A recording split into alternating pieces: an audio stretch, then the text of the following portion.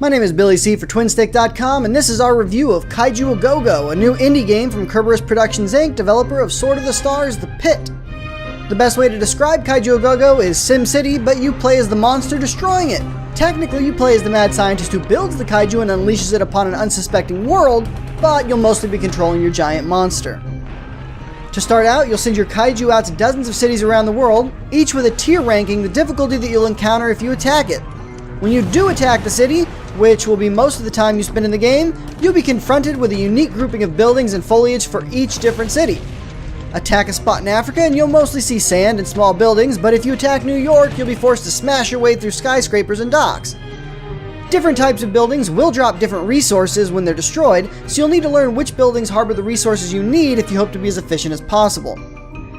But it's not as simple as your kaiju destroying buildings. You'll be confronted with various enemy soldiers, from foot soldiers to bomber planes to laser tanks. While most of the enemies won't put up much of a fight for your monster, several of them can start to chip away at your health quite a bit.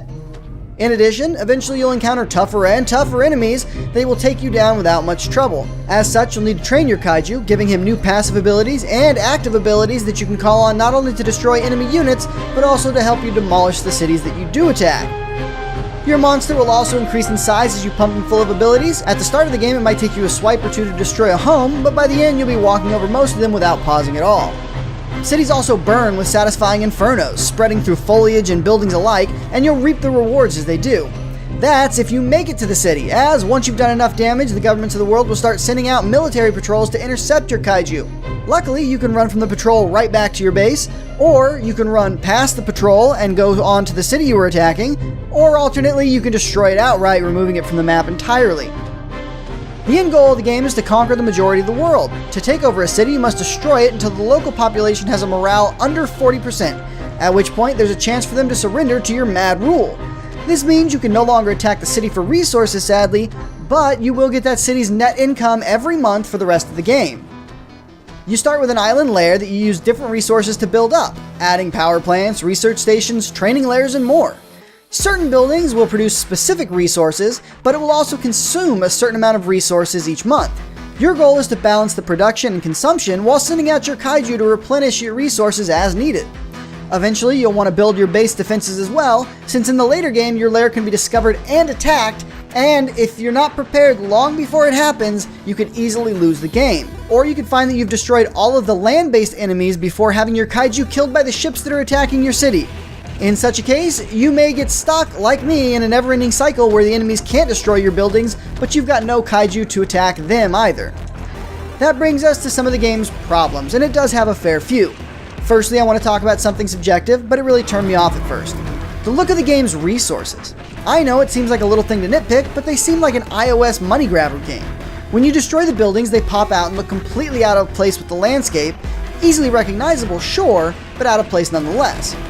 Combine that with the mechanic where the buildings, training, and healing all take a certain amount of time, which you can fast forward in the PC version. It just makes it feel like one of those iPad games that's trying to steal your money with time sinks and resource traps. Especially the purple tonium. You don't get much of it throughout the game, it being extremely rare, and it could easily be a real money currency. All that said though, the game is not like that on Steam. The resources are plentiful if you go looking for them, and though purple tonium is rare, you can find it and it's not used for very much in the early game. Mechanically, it's fine, especially on the Steam version, but it just feels a little bit bad. Maybe I've been burned too many times before by iOS traps. On to more concrete problems though.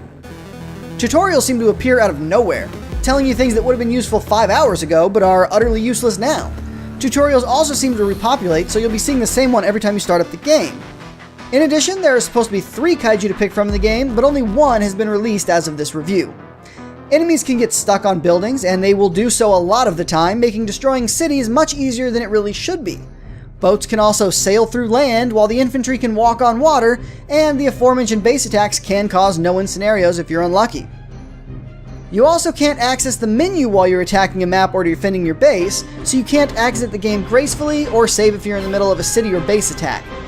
I even experienced a crash to desktop once, and though it hasn't happened since, it's made me a little paranoid about the game crashing during a big city attack. It can also be a pain to navigate your kaiju around. Trying to get him to walk between buildings to attack a tank can result in him uselessly attacking the nearby buildings while he's blasted with laser fire. There are also some icons on the side of the attack screen that will tell you your passive bonuses for speed, defense, etc., but they aren't very useful.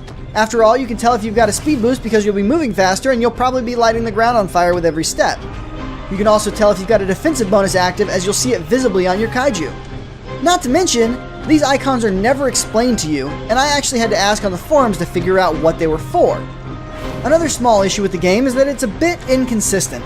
Sometimes it will change the speed at which time passes back to normal after an event has happened, and sometimes it won't. Also, if your kaiju is returning with loot but you're looking at your base when he arrives, you won't actually get the loot. You'll have to go back out to the world map to receive it.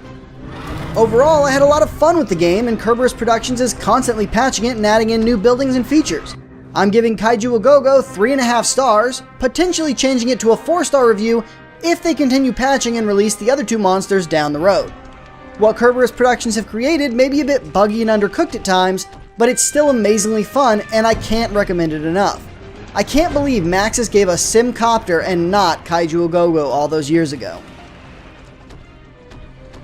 If you like this video, make sure you hit the like button, and please hit subscribe so that you don't miss out on any of our upcoming videos. This has been Billy C for Twinstiq.com, and make sure you check us out for all of your gaming news, reviews, and editorials. Thank you for watching.